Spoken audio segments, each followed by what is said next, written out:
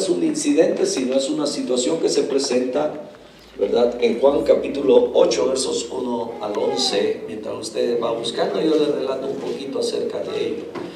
Situaciones que se dan dentro de el caminar de nuestro Señor Jesucristo en su ministerio. Él se encontraba con muchas, ¿cómo se dice?, oposición, ¿verdad? Entre ellos los fariseos, los escribas, los saduceos. Habían grupos que se levantaban en contra del Señor Jesucristo y que querían, ¿verdad?, opacar su ministerio. Y por supuesto, ¿verdad?, aquí no se ve más que otra cosa más que la mano del enemigo, ¿verdad? Su intervención tratando de parar de alguna manera el ministerio de nuestro Señor Jesucristo. Y bueno, vamos a leer la escritura ahí en Juan capítulo 8, versos 1 al 11. Estamos viendo de personajes que tuvieron un encuentro con el Señor Jesucristo y que a partir de ese encuentro no volvieron a ser los mismos, no volvieron, vamos a decir, ¿verdad?, a caer en la misma situación de pecado. Y dice la escritura así, si ya está ahí, me acompaña, dice, y Jesús se fue al monte de los olivos y por la mañana volvió al templo y todo el pueblo vino a él. Dice, todo el pueblo vino a él y sentado él les enseñaba. Entonces los escribas y los fariseos le trajeron una mujer sorprendida en adulterio y poniéndola en medio le dijeron, maestro, esta mujer ha sido sorprendida en el acto mismo de adulterio y en la ley nos mandó Moisés a apedrear a tales mujeres. ¿Tú pues qué dices? Mas esto decían tentándole para poder acusarle. Pero Jesús, inclinado hacia el suelo, escribía en tierra con el dedo. Y como insistieran en preguntarle, se enderezó y les dijo, el que de vosotros esté sin pecado sea el primero en arrojar la piedra contra ella. E inclinándose de nuevo hacia el suelo, siguió escribiendo en tierra. Pero ellos, al oír esto, acusados por su conciencia, salían uno a uno, comenzando desde los más viejos hasta los postreros, y quedó solo Jesús y la mujer que estaba en medio. Enderezándose Jesús y no viendo a nadie sino a la mujer, le dijo, mujer, ¿dónde están los que te acusaban? ¿Ninguno te condenó? Ella dijo, ninguno, Señor. Entonces Jesús le dijo, ni yo te condeno, vete y no peques más. Padre, te damos gracias. Siempre, Señor, agradecidos por tu palabra, que es nuestra guía de fe y de práctica, es la que nos dirige, la que nos enseña tus mandamientos, tus estatutos, y que a través de tu Espíritu Santo, Señor, tú nos revelas lo que necesitamos, lo que tú nos enseñas a través de ella, lo que nos redarguye, Señor, cuando confrontas nuestro pecado, pero también, Señor, nos corriges. Muchas gracias. En el nombre de Jesús, ayúdanos, Señor, a aprender en esta noche y a corregir lo que está mal en nosotros. Te lo suplicamos en ese precioso nombre, Cristo Jesús. Amén.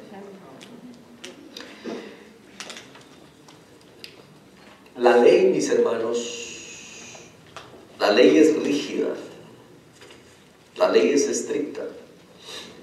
Y dentro de la ley, déjeme decirle que hay leyes establecidas, espirituales y las físicas, ¿verdad? Como la más común que usted conoce, que sería la de gravedad, ¿verdad? Usted tira una piedra hacia arriba y esa piedra no se queda suspendida arriba. Hay una ley que la hace que regrese. Asimismo, hay leyes espirituales, de acciones, de actitudes, ¿verdad? Que cuando usted obra de alguna manera, por eso la Escritura nos dice que lo que siembras, cosechas. Lo que se siembra es lo que se cosecha. Entonces son leyes espirituales que Dios ha puesto ahí, ¿verdad? Y que Dios no tiene que estar detrás de nosotros. Hay cosas, mis hermanos, que hacemos que solamente Dios sabe, ¿verdad? Como cuando el Señor Jesús dice que cuando des, dice, no sepa tu derecha o tu izquierda lo que hace la otra, ¿verdad? Cuando oras, métete en tu recámara, ora a tu Padre que está en secreto. Y ese verso lo usan a veces algunos, ¿verdad?, que son descubiertos, que no dan gracia por los alimentos y le dicen, tú eres cristiano y no oras por los alimentos. No, es que la Biblia dice que metido ahí en mi cámara, ¿verdad?, y yo tengo que orar a mi Padre que está en secreto. No, el dar gracias, el Señor Jesucristo lo hacía en público. Para hablar con el Padre, dice que Él buscaba el estar solo, ya fuera en la noche o muy temprano en la madrugada, dice Marcos 1:35, desde muy temprano. Él era muy disciplinado en ese aspecto, muy tarde en la noche, o siempre estaba en comunicación con el Padre. No había un día que el Señor no pasara tiempo con el Padre. Y entonces hay leyes, ¿verdad?, en las que nosotros no necesitamos que los demás sepan, sino que lo que tú haces ahí en lo secreto, cuando tú das ahí en lo secreto, ¿verdad?, que hay una recompensa. Hay una recompensa, porque lo que siembras es lo que cosechas. Entonces, cuando el Señor Jesucristo veía a aquellos hombres lo que hacían, estoy hablando de las leyes, ¿verdad?, que están establecidas. Hay leyes a las que estamos sometidos. Por ejemplo, si usted hace una violación de tránsito y lo ve el policía, ¿verdad?, le va a dar un ticket. Ellos no perdonan, la ley es así. En el tiempo antiguo, mis hermanos, cuando el Señor le está dando las leyes a su pueblo para que ellos pudieran ser temerosos, Dios estaba infundiendo su temor con esos mandamientos que les estaba dando. Cuando vamos a Levíticos capítulo 18, desde el 1 hasta el 30, habla de todas las cosas de las que se tenía que guardar el pueblo, pero ahí no estaba la pena de qué era lo que iban a sufrir o qué les iba a pasar en caso de que fallaran en ello. Pero en el capítulo 20 de Levítico, específicamente en el verso 10, dice que aquel varón que se acostare con la mujer de su prójimo, y dice que ambos serían apedreados, iban a morir muertos, ambos. Deuteronomio capítulo 22, también en el versos, creo que es el 23 o el 24, que habla también de eso, ¿verdad? Lo dice de una manera diferente, pero está el mismo principio. Dice que aquel que fuere hallado acostado, ¿verdad?, con una mujer que no es su mujer, dice que ambos serían apedreados. Y bueno, ahí van a haber leyes específicas, porque en alguna ocasión dice se va a encontrar con una doncella, un hombre allá en el campo, y verdad, es posible que la force, y entonces si ella grita, pero si no hay nadie que la escuche de todos modos, ¿verdad? Y cuando esta mujer venga y lo denuncie, entonces el que va a morir solamente es ¿verdad? No ella. Y en este caso, ¿verdad? Y vamos precisamente al principio de todo esto, cómo eran las leyes, así de estrictas. Uno cometió adulterio, ¿verdad?, y dice que ambos tenían que morir, pues no se puede cometer el adulterio, ¿verdad?, uno solo. Por supuesto que tiene que haber otra persona incurrida ahí. Entonces, pero en este caso, mis hermanos, está muy claro que en el tiempo del Señor Jesucristo, los fariseos, los escribas, los saduceos y todas las personas que tenían ya, había crecido dentro de ellos un enojo en contra de nuestro Señor Jesucristo, y dice que para tentarle traen a una mujer, y específicamente dice que esta mujer, dice, fue encontrada, dice, fue sorprendida en el acto mismo del adulterio, dice, y la pusieron ahí en medio. Y luego le dicen al Señor lo que la ley dice. El Señor Jesucristo conocía perfectamente la ley, sabía lo que decía. Pero el Señor Jesucristo fue un poco más allá, a lo profundo, ¿verdad?, de los corazones de ellos, y le dijo: el que esté libre de pecado, arroje la primer piedra. Y entonces, la pregunta, ¿verdad?, que muchas veces surge es que si esta mujer fue sorprendida en el pleno acto, ¿dónde estaba el hombre? se supone que ambos tenían que ser presentados. Entonces, tampoco dice ahí que ya lo habían apedreado, ¿verdad? Que ya habían ellos hecho cumplir la ley. Y vemos que hay muchos mandamientos, ¿verdad? Que todo aquel que transgredía ciertos mandamientos, la pena era ser apedreados. Dice que cuando un hijo maldecía a los padres, escuche bien, cuando un hijo maldecía a los padres, la pena era sáquenlo y apedréenlo. Así es la ley. Si encontraban a alguien que andaba consultando a los muertos, andaba allá con los adivinos, sáquenlo y mátenlo, apedréenlo.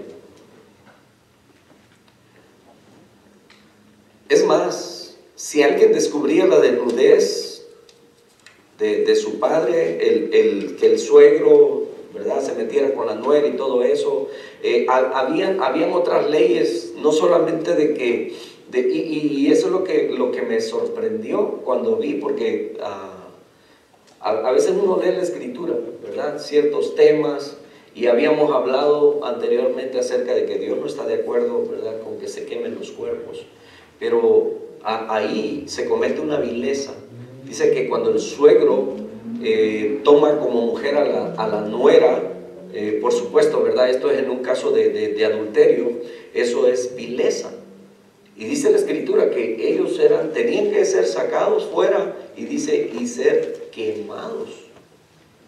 Ajá. Ahí no dice si vivos, ¿verdad?, pero iban a ser quemados, dice, y de esa manera iban a quitar la vileza del pueblo. Entonces, la ley, mis hermanos, es tan así, tan estricta, donde una vez que usted cometía el pecado, y usted se podía arrepentir con todo su corazón y prometer que no lo volvería a hacer otra vez, la ley se tenía que cumplir. Ahí no había misericordia. Se tenía que cumplir la ley. Pero vemos a través de la escritura que Dios tuvo misericordia. Porque cuando Natán vino con David, recuerdan ese pasaje a lo mejor ahí creo que es 2 de Samuel, donde dice que este comete el adulterio con aquella mujer que vio por su terraza. Y luego cuando Natán, el siervo de Dios, el profeta de Dios, viene y le hace ver lo que hizo, ¿verdad? Su pecado está descubierto, porque ante Dios no hay nada que sea encubierto. Y le dice acerca de su pecado. Pero ¿sabe qué le dice Natán? Dice, por este pecado, le dijo, no morirás. Ya el Señor quitó tu pecado. Vemos la misericordia de Dios ahí. Vemos aquí que el Señor Jesucristo, al tener esta mujer, ¿verdad?, esta no vino buscando a Jesús, sino que la trajeron. Pero ya estando ahí, es posible que esta mujer, por supuesto, ¿verdad?, estaba arrepentida. No sabemos los detalles de todo ello, si fue tomada a la fuerza o cómo sucedió, pero fue encontrada en el acto pleno y la ley decía que tenía que morir. Y el Señor les dice a aquellos hombres, si alguno está limpio de pecado, arroje la primera piedra. ¿Qué podemos aprender de esto nosotros hoy en día? Posiblemente nosotros no andamos en este tipo de casos. Pero déjenme decirle una cosa, que el adulterio, mis hermanos, el adulterio, esa palabra, adulterar, la hemos explicado en otras ocasiones. Voy a volver a explicar porque, ¿verdad?, muchas veces no entendemos. ¿Sabe que el matrimonio es sagrado? Amén. Es algo que fue instituido por el Señor. Y desde el momento en el que una mujer y un hombre se unen en ese santo matrimonio, ¿verdad?, están apartados de todo lo demás y se unen. Ya no son dos, son uno solo. Y es un matrimonio sagrado. El matrimonio es sagrado. Y entonces, cuando uno de los dos decide ir y participar con otra persona, Eso ya es profanar. Eso es el adulterio. Es mezclar lo santo con lo no santo. Ahora, en el tiempo de cuando la iglesia iba creciendo, había mucha adoración a ídolos, a otros dioses, ¿verdad? Y entonces ellos empezaron a mezclar la adoración hacia Dios con la adoración a otros dioses. O lo que hacían para otros dioses, querían hacerlo para Dios, y es algo que Dios no permitió. Por eso, desde que Dios sacó a su pueblo de Egipto, lo sacó porque no podían adorar a Dios ahí estando en Egipto. Había mucha idolatría, había muchas deidades, pero Dios quiso apartarlos. Ahora, cuando usted lee en Levíticos capítulo 18, casi al final de ese capítulo, dice todas las cosas, dice todo esto, por todas estas abominaciones y vilezas que estas naciones hacían, dice, yo las estoy echando fuera. Así es que ustedes guarden mis mandamientos, apártense de todo esto. Cuando suban allá, no pregunten cómo adoraban sus dioses, cómo hacían ellos a sus dioses, dijo, y de esa manera ustedes van a querer hacerlo para mí. Dijo, todo eso es reprobable. Por esa razón yo los estoy echando fuera y les estoy dando a ustedes la tierra. Y les da mandamientos. Cuando ustedes lleguen a esa tierra, ustedes van a derribar los altares, van a destruir todo, ¿verdad? No pregunten cómo ellos adoraban a sus dioses. Entonces Dios fue muy claro con ellos. Sin embargo, ellos empezaron a ir tras otros ídolos. Tenían a Dios, pero también tenían otros ídolos. Venían llenos de idolatría de Egipto. Adoptaron los dioses paganos que vieron en las otras naciones, de tal manera que adulteraron. Y una y otra vez lo pone así como la mujer adúltera, como aquellos que dice Dios a Israel y a Judá, le dice, les habla como si fueran mujeres. Le dice, yo cuando te vi perdida, ensangrentada, te limpié, te traje, ¿verdad? Te hice ropas limpias, te di dignidad, ¿verdad? Como una mujer de un solo marido, pero me despreciaste, y en la primera oportunidad saliste corriendo tras otro.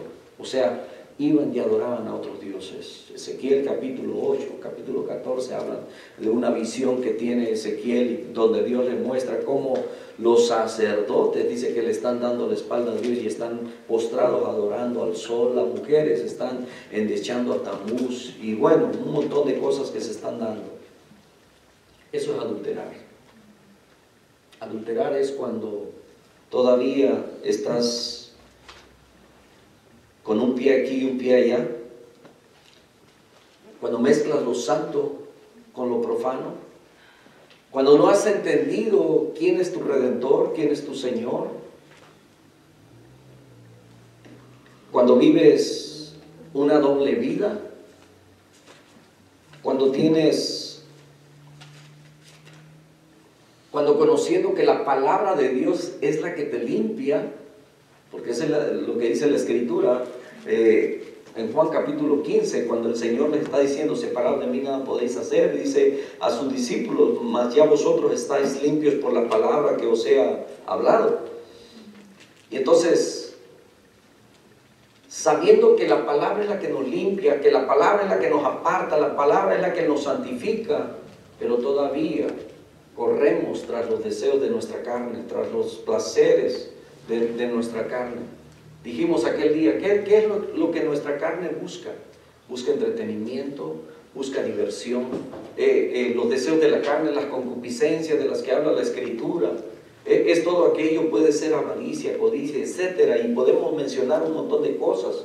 Hay quienes también les encanta el pleito, ¿verdad? Los que tienen celos y los alimentan. Y dice la Escritura, porque de ahí nacen muchas cosas, ¿verdad? Pleitos, contiendas, disensiones, etcétera. Y podemos nombrar un montón de cosas. La palabra de Dios es la que nos limpia, es la que nos santifica, es la que nos purifica.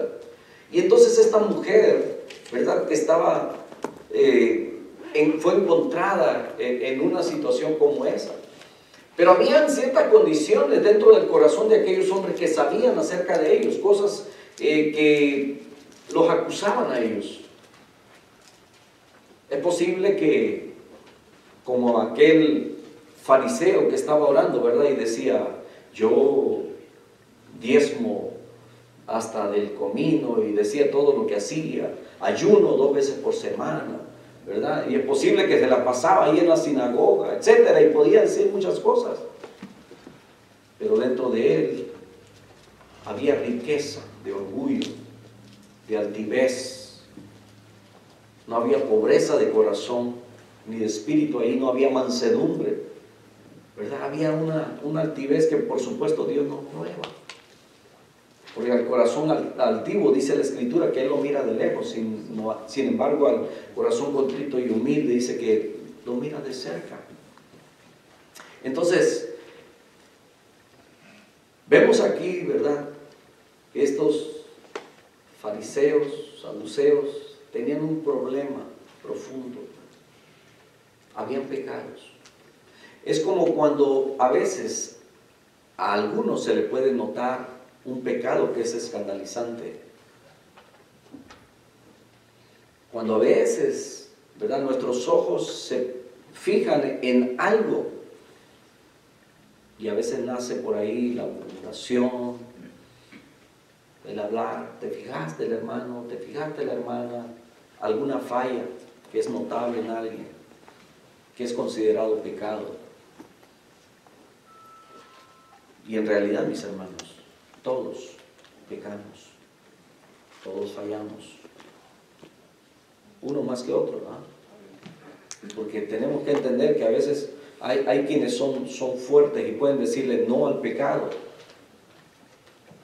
precisamente por las misericordias de Dios, como dice el apóstol Pablo en el capítulo 12 de Romanos. Así que, hermanos, os ruego por las misericordias de Dios. O sea, ya Dios, siendo tan misericordioso, nos ha perdonado, dice, por la misericordia de Dios, que presentéis vuestros cuerpos en sacrificio vivo, santo y agradable a Dios, que es vuestro culto, en el que, ¿verdad?, con racionalidad, con razonamiento nosotros venimos y le damos.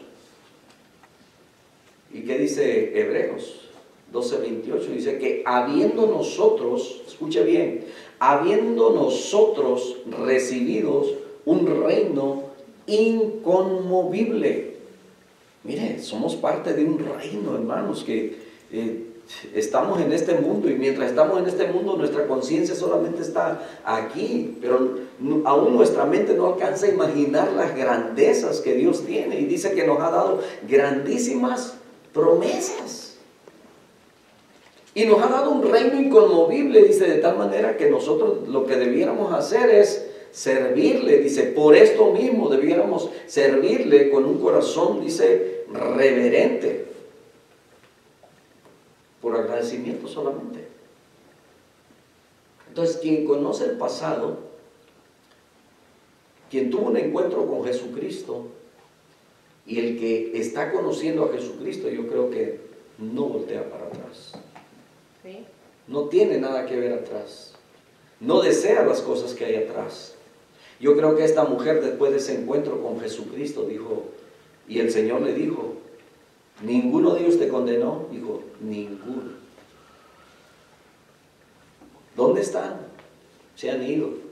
¿Ninguno de ellos te condenó? Pues ya no tenía ni una pedrada la mujer.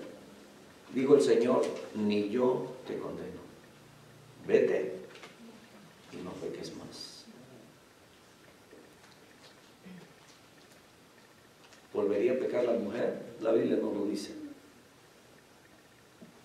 Hay algunos que, habiendo sido perdonados de nuestros pecados, volvemos a reincidir en el pecado. Gracias a Dios que no vivimos en los tiempos de la ley. Porque por la ley, ¿verdad?, de Israel, así como se aplicaba ya en el pueblo de Israel, ¿cuántos creen sobrevivientes hubieran ahora? Si era la pena de muerte. No sobreviviríamos, no hubiéramos podido. Alguien en una ocasión, ¿verdad?, hacía las preguntas, ¿verdad? Porque ahorita es muy, ¿cómo se dice? Estas noticias, ¿verdad?, del orgullo SLG, no sé ni cómo pronunciarlo eso.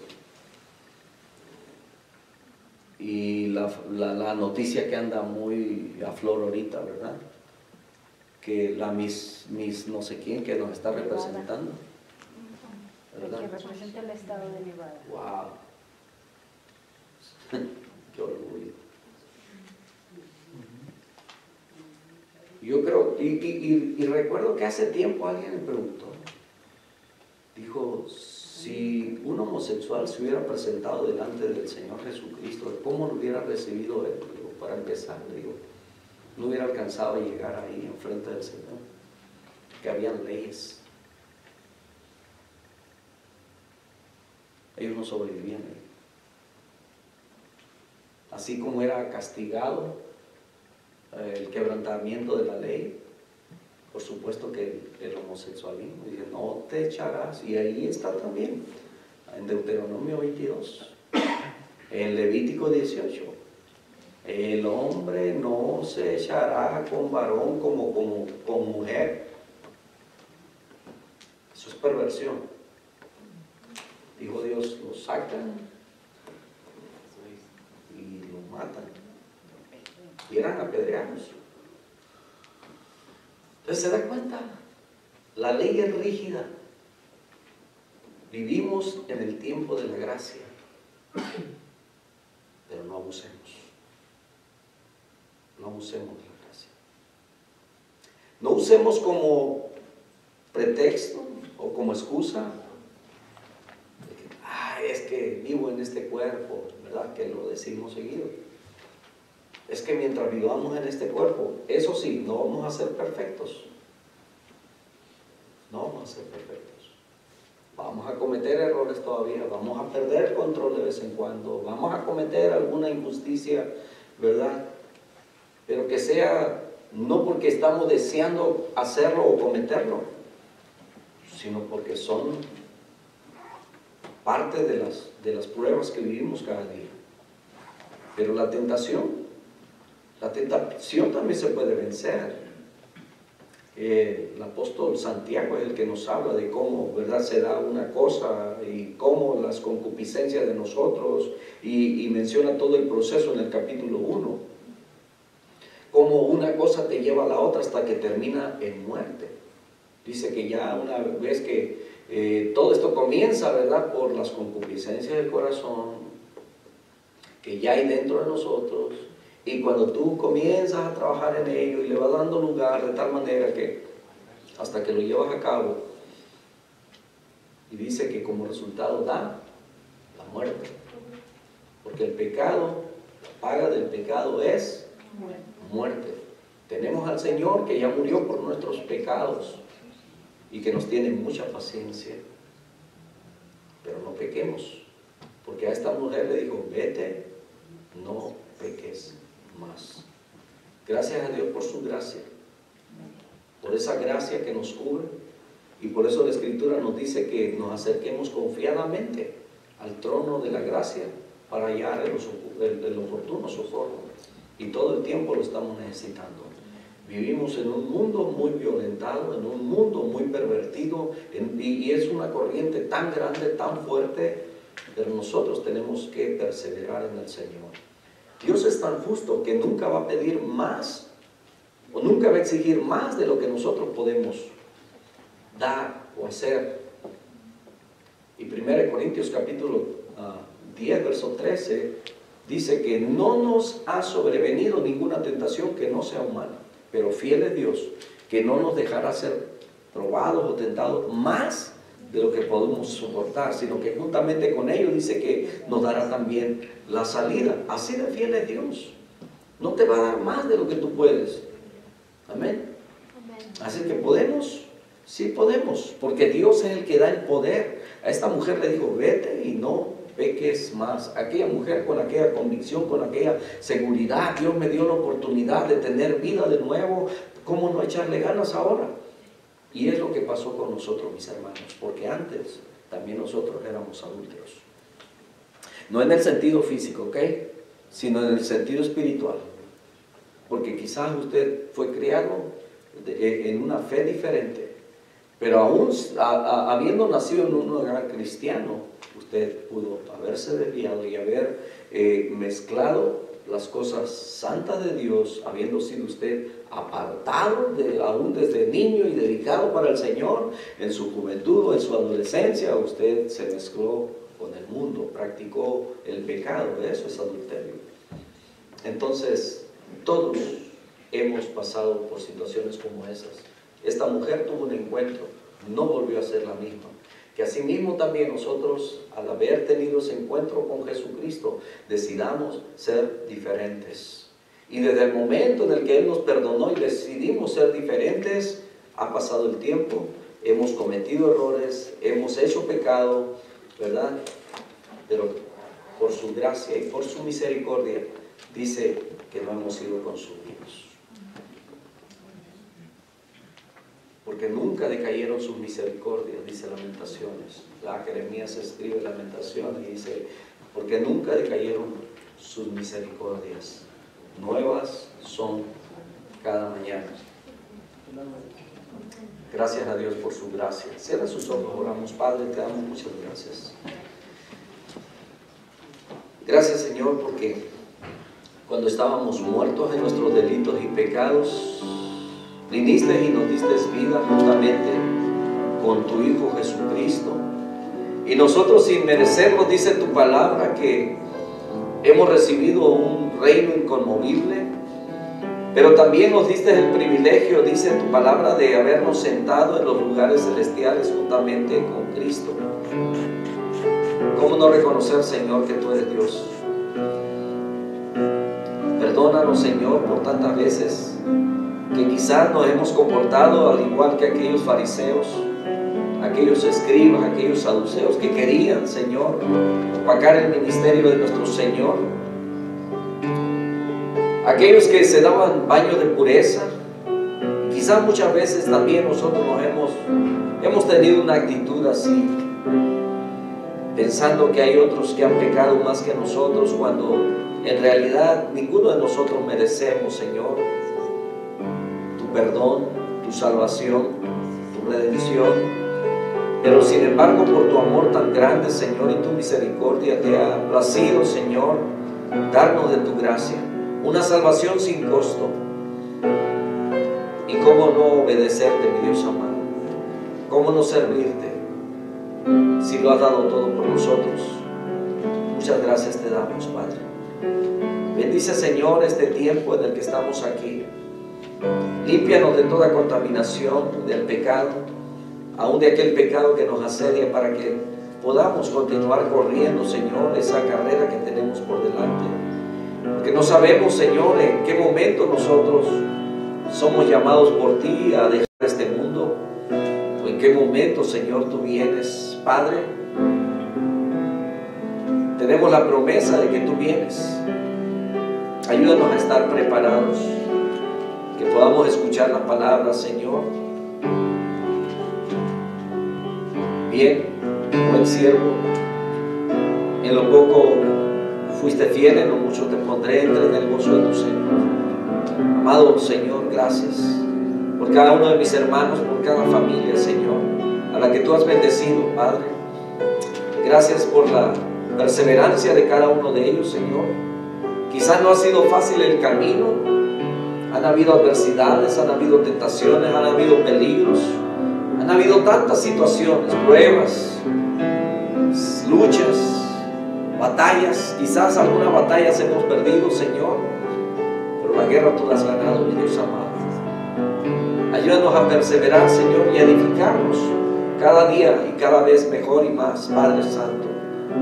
Muchas gracias. Usa a cada uno de mis hermanos, a los que están en ministerio, Señor, al frente, a aquellos que están apoyando cada uno de los ministerios, Señor, sabiendo que todo lo que hacemos no es para beneficio de uno solo, sino para tu reino, mi Dios amado. Danos la sabiduría que necesitamos, Señor, para seguir guiando y seguir caminando, Padre Santo, hombro a hombro, y que todos, Señor, podamos un día llegar, Señor, a esa patria celestial. Bendito sea tu nombre, en el nombre de Jesús. Amén.